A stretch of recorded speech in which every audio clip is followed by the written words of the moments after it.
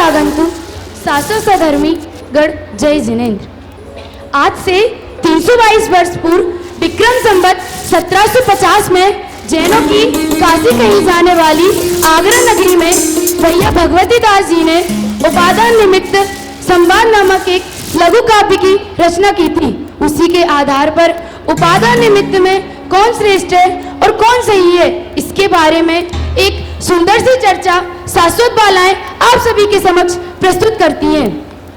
हमारा मानना है कि यह रहस्यपूर्ण चर्चा आपके मोबाइल फोन से कहीं अधिक ज्ञानवर्धक और रोचक है, इसीलिए आप सभी अपने मोबाइल फोन्स को कुछ समय के लिए मौन व्रत अवश्य दिलवाएंगे, ऐसा हमारा विश्वास है। तो सावधान, प्रस्तुत है जिनागम का एक अमूल्य सिद्धांत, निमित्त उपादान संवाद।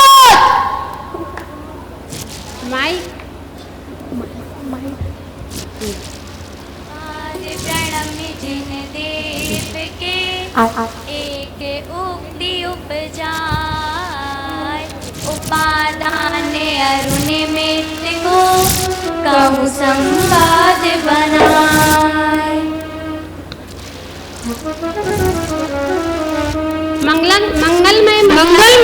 मंगलाचरण में अपने परम इष्ट जिनेन्द्र देव को नमस्कार करते हुए आइए अब सुनते हैं उपादान निमित्त संवाद में जिज्ञासु शिष्यों के प्रश्न और गंभीर गुरु के उत्तर।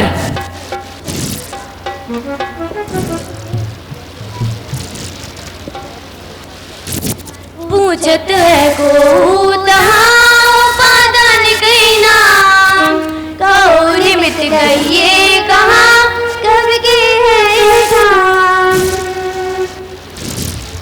उपादान निज शक्ति है जी को मूल है, निमित्त प्रयोग में बन्यो अनाज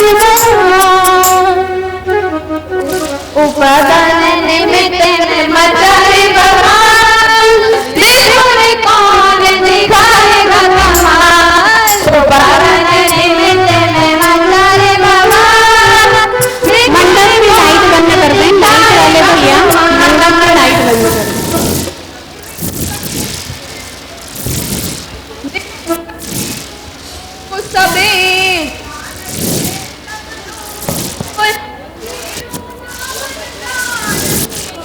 उपादान को हो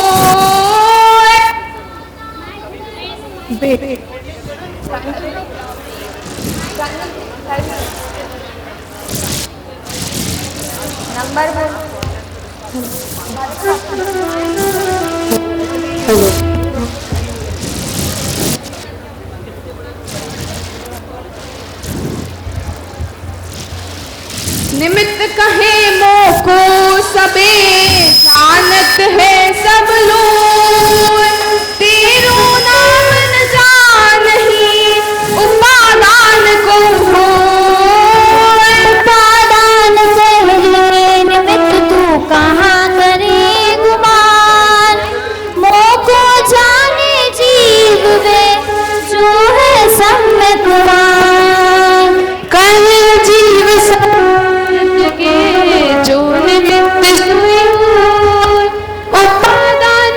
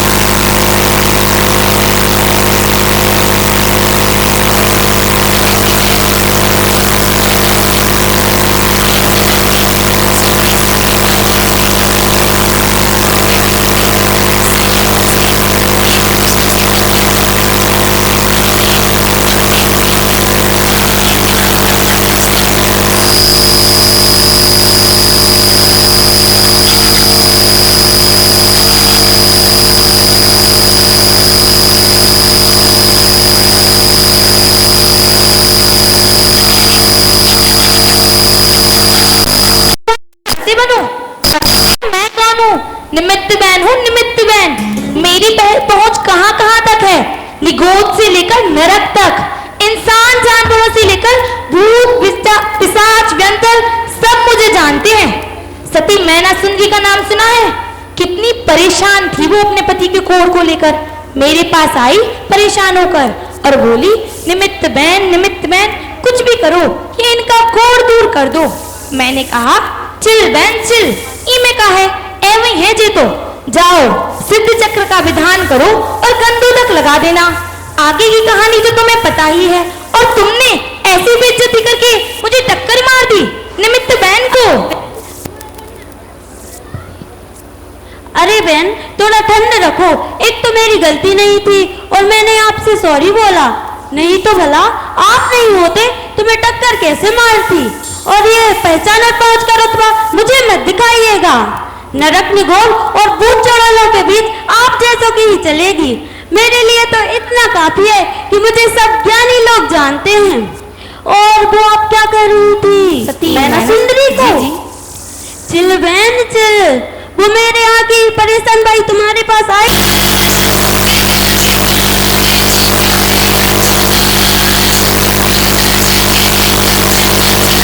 ये वैसे ही ये शरीर वैसे ही ये जीव जब इस मनुष्य भाव में आता है तब भी वह बिना किसी के किए ही जानता देखता है, और जब वह मोक्ष जाता है तब भी वह बिना किसी के किए जानता देखता है। तुम तो मुझे बस ये बताओ कि तुम इतने शक्तिवान हो तो कब इस जीव को एक पल भी जानने से रोक पाई?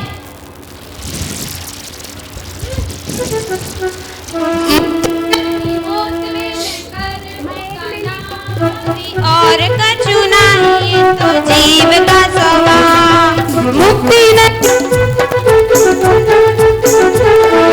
और कछु नहीं तो जीव का स्वभाव, उपादान निमित्त में मचा रे बवाल, देखो रे कौन दिखाएगा कमाल, उपादान निमित्त में मचा रे बवाल, देखो रे कौन दिखाएगा कमाल।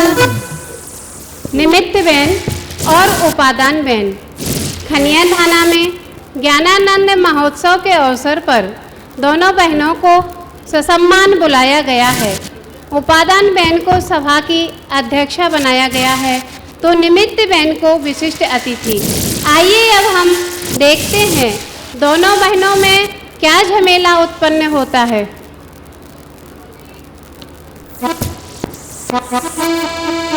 जो देखो भगवान ने सो ही साचत आही, नर देही के निमित्त बिन जिय क्यों मुक्ति चाही। उपादान कहे बली छानो नाश न हो, जो उपद्रव बिन शत रहे बलि कहाँ ते सो। उपादान तुम दूर हो तो क्यों लेत आहार, पर निमित्त की योग सो जीवत है जग माही। जो जीवत है लोक में तो है सुरार, जो आहार के योग से जीवत है जग माही, तो वासी संसार के मुक्ति होत न नाई। सूर्य सोम मणि अग्नि के निमित्त लगे हैं, अंधकार में कित गयो उपादान दग दे। सूर्य सोम मणि अग्नि जो करे अनेक प्रकाश, नैन शक्ति बिन ना लगे अंधकार समभार। दोनों बहनें ससम्मान कुर्सी पर बैठी हुई चर्चा कर रही हैं।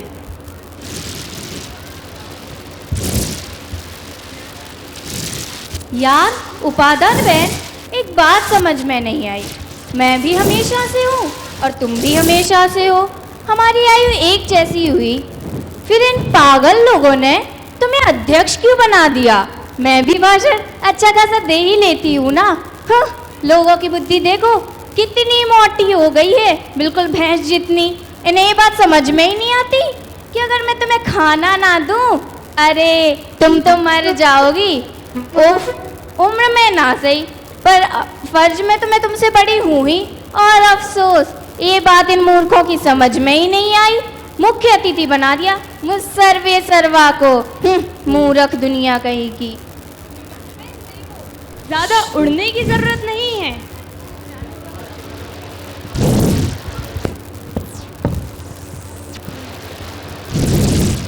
निमित्त बेन देखो, ज्यादा उड़ने की जरूरत नहीं है। बड़ा तो वह होता है जो हमेशा रहे, और तुम तो गिरगिट के रंगों की तरह हमेशा बदलती रहती हो। तुम तो गिरगिट के रंगों की तरह हमेशा बदलती रहती हो। तुम्हारा चक्कर क्या है, मुझे तो समझ में नहीं आता। तुम्हारे चलाए पंखे गर्मी में सबके अजीज दोस्त बन जाते हैं, और सर्दी में वही पंखे दुश्मन से भी बदतर हो जाते हैं। तुम्हारी जलाई आग ऐसे तो प्यार से खाना बना देती है, और उसे कितने ही प्यार से छू लो वह जला देती है। ऐसे बार बार पलटने वाले से तो नहीं पलटने वाला ही बड़ा है, बेहतर है और विश्वसनीय भी। तो उम्र में तो हमारी कोई बराबरी है नहीं, और रही बात खाने के बिना मरने की, तो तुम्हारे हिसाब से तो बेन आज की सदी का दिन रात चलने वाला आधुनिक मानव कभी मरे ही ना।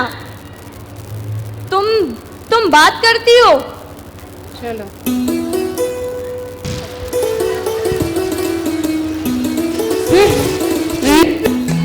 तक में होते सब काज,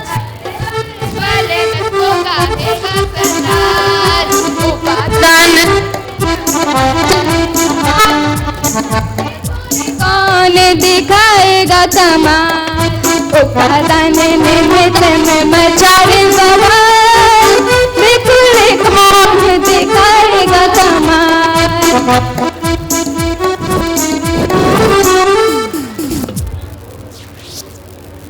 कहे निमित्त वे जीव को मोह बिन जग के माही, सबे हमारे वश परे, हम बिन मुक्ति न जाही। उपादान करे निमित्त ऐसे बोल न बोल, रोको निज निज भजत है, तेरी करे किलोल।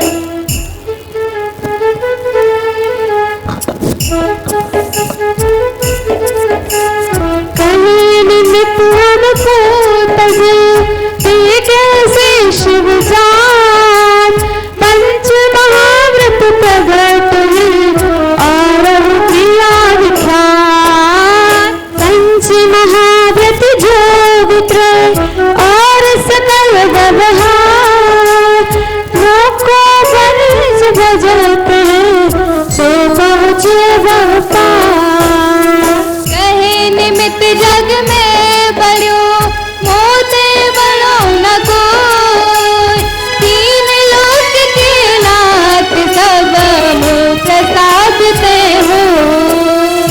उपादान कहे तू कहाँ संगति में ले जाए, तो प्रसाद से जीव सब दुखी हो ही रे भाई।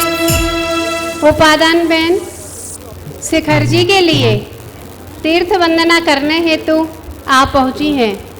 इसे कर्म का संयोग ही समझें कि निमित्त बहन भी वहीं पर उपस्थित हैं। वंदना के लिए जाती हुई दोनों बहनें आपस में टकरा जाती हैं। आइए देखते हैं दोनों में क्या नोक झोंक खड़ी हो जाती है। अरे उपादान बहन, कहाँ गायब हो गई थी इतने दिनों से? अच्छा, मुझे एक प्रश्न था, ये मुनि धर्म किसे कहते हैं? जय जिनेंद्र निमित्त बेन, लगता है आजकल बड़ा अच्छा स्वाध्याय चल रहा है। मुनि धर्म तो 28 मूल गुणों के निरतिचार अखंडित पालन करने को कहते हैं। अच्छा, और बेन मुनि बने बगैर कोई मोक्ष जा सकता है? नहीं बेन, ये संभव नहीं। मोक्ष तो दिगंबर मुनिराज ही जाते हैं। आहा, मतलब मेरे बिना किसी की मुक्ति संभव नहीं। तीन लोग के नाथ भी मेरी कृपा से होते हैं, और इतना सब कुछ जानते हुए भी तुम मेरी बिल्कुल इज्जत नहीं करती हो। कितनी बेशर्म और स्वार्थी हो तुम। ओहो निमित्त बेन, पकड़ो इसे। उफ, वही मैं सोचूं, कुत्ते की दुम अचानक से सीधी कैसे हो गई। क्या निमित्त बेन, तुम भी पूरी की पूरी कार्टून हो, कार्टून। अच्छा, भरत चक्रवर्ती का नाम सुना है? प्रथम तीर्थंकर के पुत्र, कामदेव के भाई, भावी गणधर सिद्धों के भाई, प्रथम चक्रवर्ती सम्राट। एक दिन ऐसा हुआ कि उनको वैराग्य आ गया। वे जंगल दीक्षा लेने पहुंचे। कुछ समय बीता कि ये क्या, देवों द्वारा दिव्य बाजी बजने लगे। राजा भरत जो अभी अभी मुनिराज थे, वे अब अरिहंत बन गए हैं। अब प्यारी निमित्त बेन, यदि मोक्ष तुम्हारे 28 मूल गुण के पालन से होता तो ना तो वे ईर्या समिति से चल पाए और ना तो वे खड़े होकर आहार ले पाए। वे तो बस स्वभाव में बैठे और केवल ज्ञान। इसलिए प्यारी निमित्त बेन, ये गाना गाना बंद करो। लोग तीन लोग के नाथ तो मुझसे ही बनते हैं, मुझसे। खुद से चने के झाड़ पर चढ़ना बेवकूफी है, बेवकूफी। बंदर तक नहीं चढ़ते, इसलिए जल्दी से उतर जाओ। मेरे कारण हुए सारे तीन लोग के नाथ, मुक्ति हेतु करना पड़े निमित्त का त्याग। उपादान निमित्त में मचा रे बवाल, देखो रे कौन दिखाएगा कमाल। उपादान निमित्त में मचा रे बवाल, देखो रे कौन दिखाएगा कमाल।